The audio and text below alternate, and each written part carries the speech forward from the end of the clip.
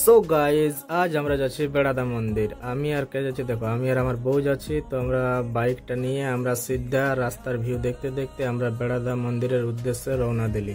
তো গাইজ আমরা বেড়াদা মন্দির পৌঁছে গেছি। তো পৌঁছে নিয়ে আমরা এখানে নদীটায় জল থল তুলবো। তো জল থল তোলার পর আমরা বেড়াদা মন্দির যাবো। তার থেকে একটুকু বেশি দূর নাই, কিছুটা আছে।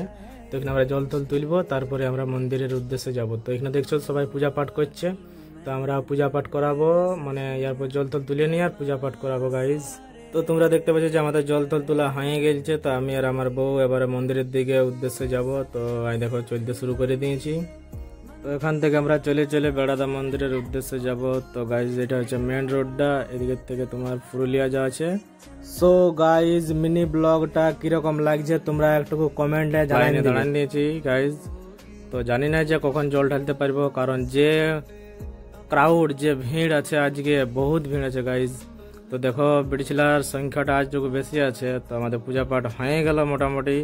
ক্যামেরা ভিতরে এলাও ছিল না, তোমাকে দেখাতে পারি নাই। তো গাইজ দু একটা ছবি তুললি, কারণ যে রোদ দিচ্ছে আর যে গরম দিচ্ছে যে বলার কিছু নাই।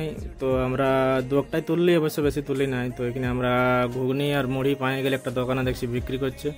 তো এখানে বউ অর্ডার করে দিয়েছি, ও খাচ্ছে। এরপর আমারটাও আসছে, আমি অর্ডার করে দিয়েছি। একসাথে কেমন লাগছে তুই বলছো, মোটামুটি ঠিকই আছে। তো এই গাইজ আমারটাও চলে এলো, দেখো।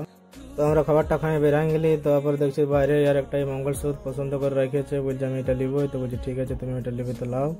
আরও দেখতেছিল যে কানের তানে যদি ভালো থাকে তো কিনবো। তো সেরকম কোনো ভালো জিনিস আর পালি নাই। তো আমরা দেখছি যে আরেকটা নিয়ে ছোলা ভটুরা বিক্রি করছে। তো আমরা ছোলা ভটুরা খাইতে বসে গেছি গাইজ, এই দেখো।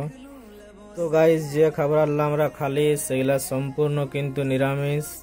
ঘুগনি মুড়িটাও নিরামিষ ছিল, আর এই যে ছোলা ভটুরা এটাও কিন্তু নিরামিষ বটে। তো গাইজ আমরা খাওয়া দাওয়া করে আমাদের গাড়িটা নিয়ে আমরা ঘরের উদ্দেশ্যে বের হয়ে গেলি।